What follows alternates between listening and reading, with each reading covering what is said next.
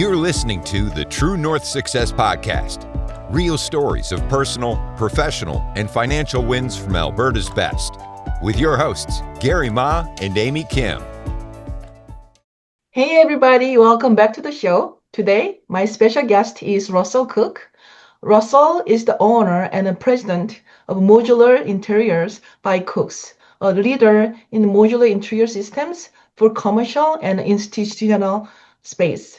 So with over 20 years in raised access flooring and underfloor air distribution, he delivers innovative, sustainable, and adaptable solutions, helping clients reduce cost, waste, and timelines. It's a great pleasure to have him on the show today. Welcome, Russell. Hey, thanks so much for having me. I appreciate it. It's a great pleasure to be here. So thanks so much for having me. Awesome. So, Russell, I gave a brief overview of your success, but can you fill in the detail of what your business is all about and who are your main clients and how long you've been doing this for? Absolutely. I'd love to. Yeah. So in 2018 is when we started this company. Now in 2018, it was actually started as a slightly different name. A couple of years ago, we did rebrand and kind of change our go-to-market strategy a little bit. And I'd like to talk a little bit about that as we get into it. But as a brief overview of history of us and kind of what we do. So in 2018, we had the opportunity to go completely independent. So we were working with a larger manufacturer of raised access floor. At that time, they were looking for their business associates or employees to be more of dealers as opposed to hourly or contract workers, especially because we were so far across Canada. So in 2018, we had the opportunity to take the business independent, which we did. We started off very kind of humble, installing raised access flooring for another company. It was pretty quick within the first 18 months or so. We realized we had a bit of a niche in the market, bringing in not just raised access floors, but also different products to complement the raised access floor from a modular standpoint. So we then started to add demountable partitions and operable partitions and really tried to focus on making that space work for today and tomorrow. So yeah. That is awesome. You asked about major clients and major, so it's pretty funny. Like we do obviously work with all the major general contractors out there. So like PCLs, Ellis Dons, the Del Norris, and a lot of those big companies, Graham. What's interesting about our line of work is we get involved a lot with the design process as well. So we're often involved with the architecture, the planning, and the design, and the general contractor. So we do have quite a wide, quote unquote, client base. But overall, we're definitely in the commercial space, offices, things like that. Oh, I see. What about multifamily space? Yeah, multifamily.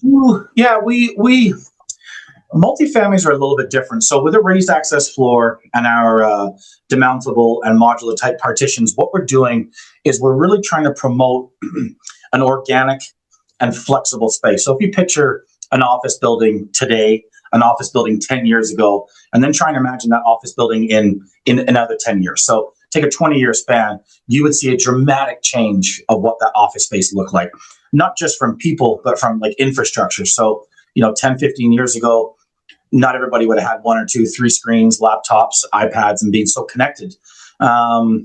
We've seen a shift from office style cubicles to much more open and collaborative workstations. And then we've seen a bit of a shift after COVID, kind of going back to some of the more independent seating. So how can we achieve all of those scenarios in the same space? So what our products do with a raised access floor, when you run all the services, for example, heating and air conditioning, plumbing, data cables, electrical cables, power cables, anything like that you would once assume is either in the walls or in the ceiling, we now try and put everything under the floor.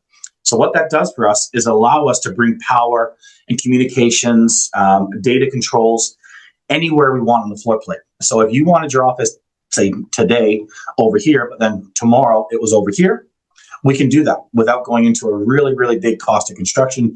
We can do that very organically by moving the walls around the existing walls. So, once the customer elects to go towards a more modular and sustainable type building methodology, then the space becomes a space that can work again for today and tomorrow. So we're able to adapt very quickly and easily to the changing needs of our clients. Awesome. Yeah, that sounds very interesting. And especially when it comes to sustainable, more cost-effective That's way, right. and Yeah, it's going to be more with much more a cleaner look, I think, when you don't see all the lines all definitely. around, right?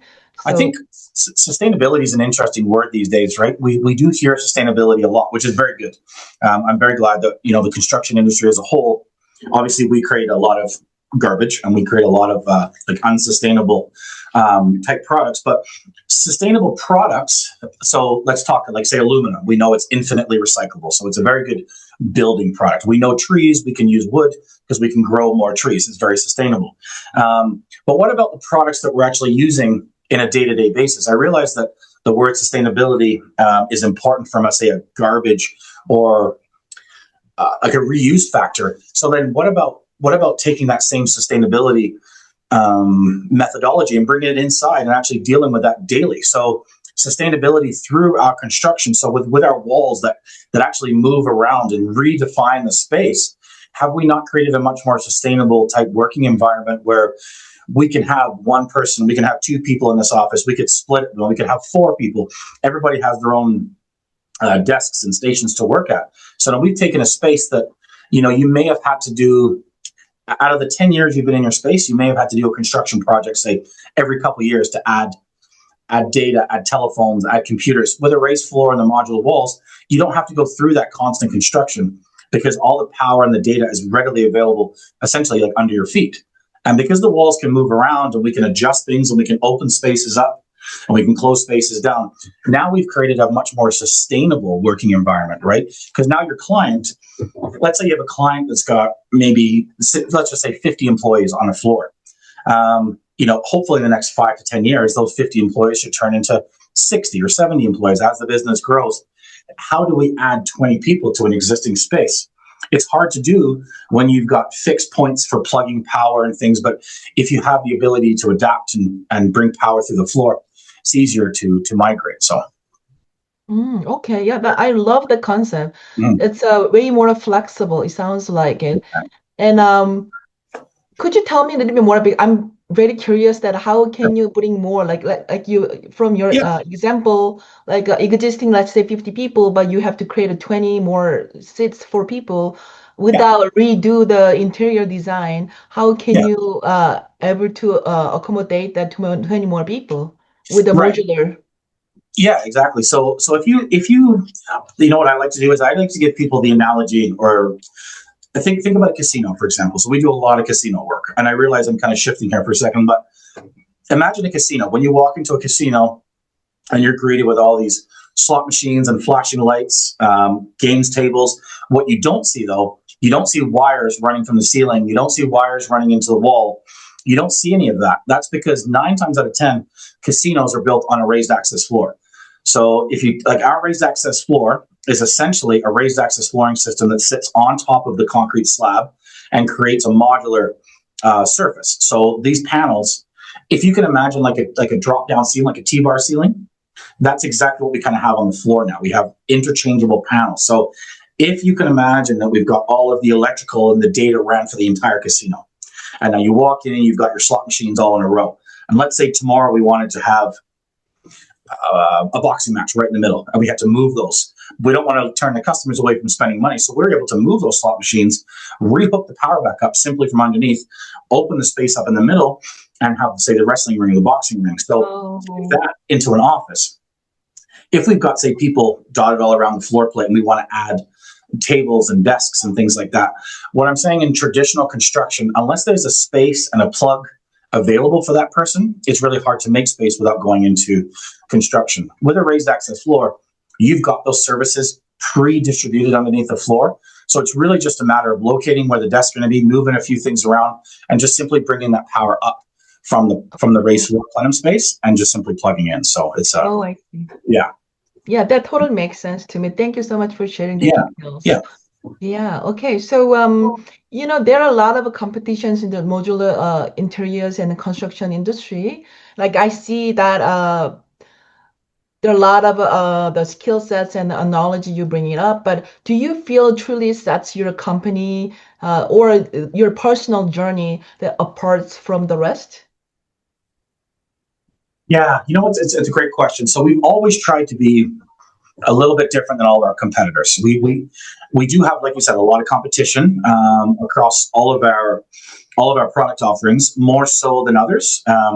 We've always tried to differentiate a little bit, whether that's innovative products, working with very innovative manufacturers, things like that. But one of the things that separates our firm from a lot of our competitors, we actually have in-house, on staff. We have engineers, project managers. We have all the way through. So from design and conception all the way through to installation, you deal with one of our employees. We don't subcontract the labor. We don't go out of our own wheelhouse. So we have approximately 26 employees here, half of which are field employees, half of which are administrative and office staff. So we're very 50-50. We do basically everything that we supply and service, we also install. So yeah, Awesome. So almost like one-stop shopping. one-stop shop. Exactly. Yeah. The way we like to, and I'm sure some of your listeners now will laugh at this, but we always like to say it's one throat to choke. So we can come to site and be that subcontractor that, we offer several services. So that the general contractors like to bundle together, and they get us for a little bit longer duration. So yeah. That sounds amazing. As a business owner, we want to have someone come in and solve our problems rather than start to getting to know and learn about and have to manage Sure. each individual traders. So yeah, that sounds amazing. So Mhm. you know what? I always interesting in learning about the behind the background. Like how can you share the story of how you got into in your career and what drew you to this field and were there any like defining moments that like shaped the path that you're on today? You know what's it's actually been pretty interesting. So I mean, from how we got into this wasn't super exciting. I'll be honest with you. So from 2010 to 2018, myself and now business partner Kobe, we were working for another company based in Ontario, and they supplied and installed raised access floor. So we're working with them for a long time. We had the opportunity with them to become an independent contractor. So that's really how that opportunity took place. It was always something interesting to me. Even before this job or before this company, I had kind of operated a couple of smaller one or two people companies. I've always had a bit of an entrepreneurial mindset. I think I shouldn't say I think I do, and I realize that now as I'm older. That if I look back in my life, I didn't have too many jobs where I was actually employed by somebody. I had a lot of jobs where I was a contractor, I was an independent contractor, I was a subcontractor. So looking back on it, I've really kind of, in a way, been very independent most of my career life. So it was a bit of an easy transition. But what I can say is now that we've been in business for 7 years and about 6 months, about 7.5 years in business total, the last 18 months have been just a crazy explosion of orders and jobs and trying to put people in the right places. Like you mentioned earlier about that 3 to 5 year mark, and you nailed it, because that 5 year mark, once we kind of crested that 5 year mark, we had repeat business, we had repeat clients, we had old existing jobs coming back. Our name was a little bit more known out there, and now it's a matter of not so much going to find new work. It's a matter of keeping up with what we have and trying to make sure that we have the right people in place to be able to execute these things efficiently and maintain growth. So since 2018 up until now, I mean, obviously our revenue has increased dramatically, but so is our overhead, so is our costs, so is our buildings. Buildings are getting bigger, so it's a lot of fun. Mm-hmm. Is it something, do you mind, what background do you have in terms of like education? Oh, Maybe it may help to get in there. yeah, no, that's great. I should have started with that actually. So, no, high school, went to high school like everybody else, came out of high school. I wasn't 100% sure what I was going to do. So I actually went to college for just a general law at first. So I finished my first year, and then I decided that I wanted to go to work. So I went to the Carpenters Union and started building houses in Toronto. Ontario was in the Carpenters Union there for many years. And then in about 2010, I was asked to, through the union, I was asked to come to Calgary, Alberta, to help work on the Bow Tower. So the Bow Tower was a 56-story skyscraper in Calgary, every floor has a raised access floor system on it. So we were building that project. And then as I started to evolve in my career in raised access floor, I went back to school at that point, and I went back to school for mechanical engineering, and I got my advanced diploma in mechanical engineering, just to simply help with the sale and service of raised access floor from a mechanical standpoint. So that's my background. Yeah. Awesome, awesome. Mm. Thank you. Okay, so that anyone looking to design spaces that are, adaptable or sustainable or future ready, what advice would you give? Like, are there any few, like some strategies that make a real difference in creating space that work today? Or maybe, You know what I'd like to do? I would like to actually say this in general, because I'm going to come back to that question. But one of the big things I think in construction now, especially seeing it from the little guy trying to chase every project. By no means are we the big guy now, but we're more in the middle, and we're picking and choosing some of the things that we do. But one of the things I really realized over my course of being involved in construction is going from design into tendering into execution. I think there's a lot of stuff lost in that. I'm going to call it a bit of a battle.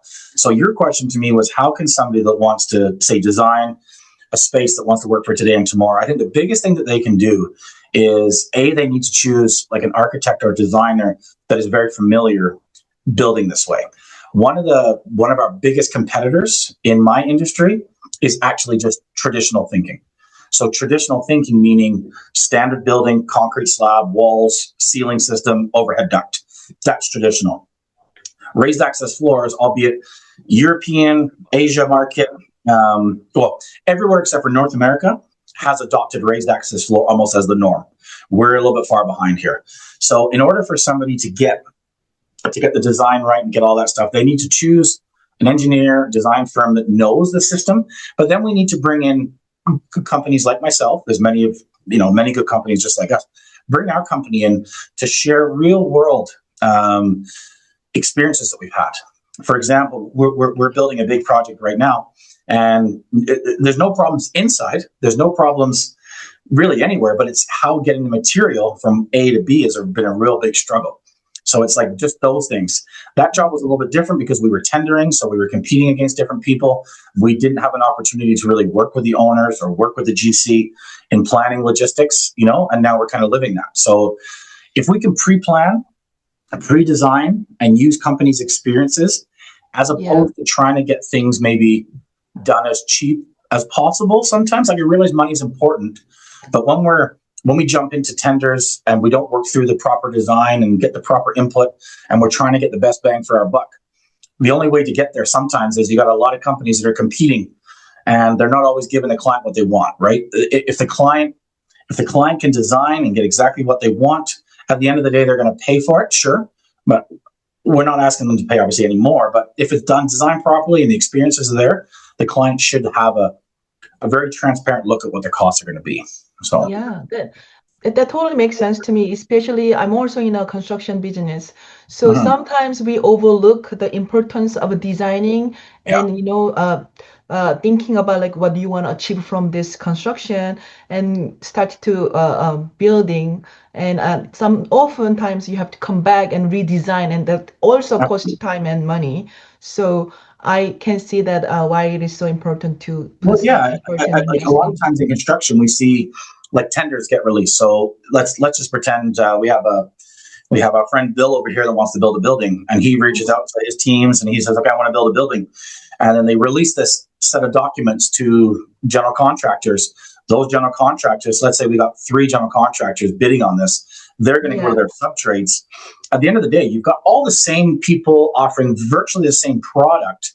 But everybody's trying to get their angle. Everybody's just trying to get a little bit cheaper than the next guy. So things are going to be missed, and not just missed, but if you quote something for X amount of dollars, you're going to stick to that. That's all you're going to do, right? So things come up in the building, and it's like, well, I'm not responsible for that. I'm not responsible for this. The document said this. If it's designed properly and it's not just a big race to the bottom for the tender, I think the client overall would actually save money if we do that pre-work a little bit. That's right. Yeah. And there's amazing architects and designers out there that do this stuff all the time. So we work with some amazing people out there. Yeah. Right. Yeah, that makes sense. To make sure put some effort and invest up front and make sure that we are designing something what we needed, Mhm. right? And Exactly. Yeah. I was just curious when I was listening to your story that the North America is a little bit behind when it comes to raised floor access. Do you think what was the reason? Was it because of logistics or is it weather or what would be the reason, do you think? Yeah, it's interesting. I don't know if it's there's always a bit of a joke, I think, in the world where, like, everything in Europe or Australia or Asia, like, everything comes out 20 years ahead of what it comes out of North America. Like, we think we're so fast forward. A friend of mine just came back from China and he's like, they're living in the future over there. Like, it is way over. Anyways, so I'm not sure the exact reason. I think that as we see some of the more prominent buildings in, say, China, Asia, Europe, as more of these prominent buildings come up, these more prominent builders, I think now with architects and social media and being so connected around the world now, we should see this strategy being implemented more and more in North America. Some really, really big prominent buildings in North America do have raised access floor installed. For example, you're in Edmonton, you said? Yes. Yeah, so in Daniel Smith's head office there, her actual office where her desk, we did that. We did her floor. We did everything. We just replaced a bunch of material there a couple of years ago. So yeah, like we've been in some pretty prominent places. The Bow Tower in Calgary, all of the TELUS buildings across Canada, they have a raised access floor. So yeah, a lot of really big names have implemented this. So Yeah, I can feel that there's a great future for those- that modular industry because there's so yeah. much room to grow in North America. Well, there is. Like, I mean, we look at places like Europe, and like anywhere in the Asia Pacific market now. It's a real big focus on trying to bring more of a kit to site, right? Like, they're building buildings so fast because it's all offsite manufacturing, which is great because it's all controlled. Like, a lot of our products are pre-engineered, pre-manufactured, and we're kind of coming to site and I say installing, but we're just basically erecting them on site. Like, things are, you're not taking it from scratch and build. It's pre-engineered, pre-designed, and we're basically installing it. So it's Yeah, pretty much very like assembling. yeah, yeah. Okay, gotcha. Yeah, yeah. Okay, cool. So what is the one of the biggest challenges you have come to overcome in your career? I would say the biggest challenge, and it's still something that we're faced with today, is the balance. And I don't mean like work-life balance or anything. I mean the balance of being able to try and grow the company, the balance of trying to have enough work out there to keep the guys in the field busy, enough work to keep the guys and girls in the office busy, but also enough people to be able to ensure that these process and procedures can keep going. But then, so sorry, let me start again. So the biggest battle is, I would say, financial. So whether it's under leveraged or over leveraged, how do we grow? We need to put more people in so we can do more work. We can't do more work until we get more people. So it's that kind of catch-22. So it's, from my biggest struggles, it's always been, cart before the horse. We need to train people. Do we wait till we have the big job? Do we get the big job? So it's been a bit of a balancing act. I'm really lucky here that we brought in, like, just the best people that you could ever bring into a business. We brought in, and most people probably here work a job and a half. And as we're just trying to evolve and assist people where we can. So I think that's our biggest finances, getting paid on time, managing the growth, and ensuring you have the people to keep up with everything. So Yeah, especially with challenging, so many moving parts are changing last couple months, like years, right? yeah, the last year, or yeah, has been, especially with like the tariff, and so all of our products are shipped from overseas, or I shouldn't say all of our products. Bits and pieces of our products are shipped from overseas, whether it's a full kit or just some parts, but we're bringing parts in. We buy a lot of product from Canada, but we also have a lot that we bring from Australia, England, Portugal. We bring product in. So the tariff and the shipping, and it's been a struggle, but we're fortunate now that we've actually brought in a full-time logistics and supply chain manager. So he is responsible basically for all of our shipping, and customs and logistics. So, but again, that's kind of the thing. Like, 4 or 5 years ago, I would have loved to have a shipping guy, a logistics guy to handle all that, right? As opposed to me being a quarter shipper and a quarter project manager and a little accountant. So, but that's how you grow a business. I think that's how And now we're able to have him, and people are able to have more time to do other things. So That's amazing. yeah, Yeah. yeah. So you can focus on what you're good at it rather than doing a little bit of everything. Yeah, well, I realize too. I think that one of the things in business that, like, if I could give somebody else any advice as well, I realize that when you first start, sure, you do a lot of things by yourself, and you have to kind of learn trial by fire. What I've realized is that I'm actually not really good at any of it. I'm just good at. I'm more. I've been able to now bring people in that are just significantly better at me than all these little things, and just brought them together. So I think that's been a good thing. Letting go of control was hard, though. Letting go of control of just simple things like the bank accounts and credit cards, and just having to give over that kind of. When you start the business, you're using your personal credit card, right? And now you're in a business and you're dealing with millions of dollars. So it's an interesting growth. Yeah. Yeah, I can totally imagine that as well because I'm looking into scaling up our business as well from the Yeah. one man show. So I can totally see what you're Yeah. going to do. So it sounds like things are going very well for you and your business. It's going strong over 7 years. So Yeah. congratulations. Oh, thank you. Yeah. Yeah. There's been the wild ride has honestly been the last 18 months. 18 to 20 months have been for us the busiest for sure. We actually doubled our revenue over last year, and we're looking to double again this year. So these last, Wow. it's wild. It's really exciting. I attribute all the success to our team. Our guys on site are amazing. Our team here is just incredible. So I can just attribute the success that way. Everybody here that we've got believes in this thing so much that everybody is so focused on, and they just believe in it. It's really nice. Yeah, we got great people. Yeah. Yeah. Amazing, amazing. So we would like to talk a little bit more about, work-life balance and the financial take on. So many, busy, the business owners and entrepreneurs are earning strong incomes right now, but it often, requires significant investment of the time and the energy. So looking ahead, a common goal is to maintain that same level of income and lifestyle while working less, especially with the inflation at all-time high. So as a result, many people are exploring ways to generate income outside of their primary work, such as investing in stocks or crypto or precious metals or real estate. What are your thoughts about income outside of work? I'm all. I'm a little bit different in that respect. I believe, and this may be very wrong, I think in the long run, I would love to have the financial freedom where I could invest. What we've done here is we've tried to reinvest every single penny that the company has really made, with the exception of obviously paying our staff. We've made significant investments within ourselves. So this is our second building now. We went from a 1,200 square foot office warehouse. Now we're in an 8,000 square foot office warehouse.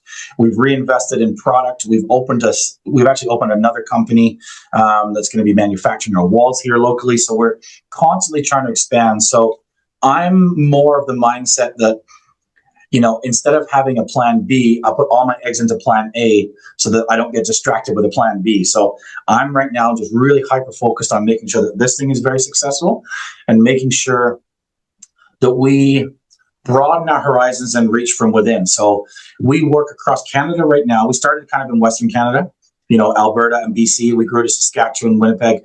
Now we have an active project in every province, and we're starting to work into the US. So we're starting to have, we have 2 active projects in the US right now. So we're starting to, that's how we're going to expand this even further and look at distribution and partners into the US. So I would say, no, we're not going to invest outside of the company. I'm going to continue to invest within and put it back to our people and just keep going that way. Yeah. Yeah, that makes sense. It sounds like you have exciting, like that was our next question, that what are exciting plans and initiatives do you have coming up over 6 and 12 months? So you just mentioned that you're looking into expanding to even bigger market is US.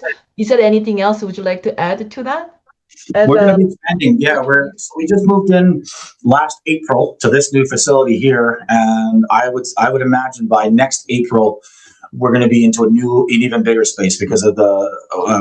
So we do own Modular Interiors by Cooks. We're also a part owner of another company that makes the walls as well, so we're invested in that. We're taking a lot more of that in-house now, buying a lot more Canadian product. We are getting certified, a whole bunch of testing certified, so that we actually have a fully Canadian-made product as well that we're offering in Canada. So it's really, really nice that way. But yeah, I'm just trying to say the right thing here. But yeah, I think the balance thing it is tricky. It is tricky because it's, even as I'm saying it, it's one of those things where it's like, I don't know that I'm right and I could be very much wrong, but yeah, it's, who knows? Who knows? Time will tell. Time will tell. Exactly. I think there's no right or wrong answer as long as we don't give up and keep moving and growing. You know, for the niche market that we found, I think the time will tell, like you mentioned. Okay. Also, Like thank you so much for sorry, go ahead. sorry, you go ahead. No, I was just going to say the biggest thing from an entrepreneur, I think, as you know, is like you just have to be able to take risks, right? You have to be able to take risks. You have to be able to put yourself out there. You have to fail a lot just to find out what works. So That's how we learn through That's how all we the learn, yeah. mistakes Yeah. and also when we take a risk, I think you meant the calculated risks. Calculated risk, yeah, most of them.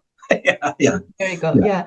So Russell, thank you so much for your time today and Thank you. sharing some of your great insights and tips with us. So it was a real pleasure to have you on the show today. So Likewise, thank you. Russell, if people like to connect with you, how they can get a hold of you? Yeah, sure. We're definitely pretty active on LinkedIn, so you can look me up on LinkedIn, Russell Cook, or Modular Interiors by Cooks. You get a hold of me by email or phone as well. www.modularinteriorsbycooks.com. All of my information or our information is on there. So Awesome. So before you go, do you have anything else you would like to share with the audience or? You know what? I would just honestly say if you're thinking about doing it, just do it. Don't. You got to jump in though. Jump in full. Don't have a plan B because it's just distraction plan A. So just go all in and make it happen. Awesome. Okay. We truly appreciate your time and Thank the precious perspective you brought to the conversation. Awesome. Thank you so much. I really appreciate being here. Thanks for having me. Want to share your success story? Apply to be a guest at truenorthsuccessshow.com/guest. We'd love to hear from you.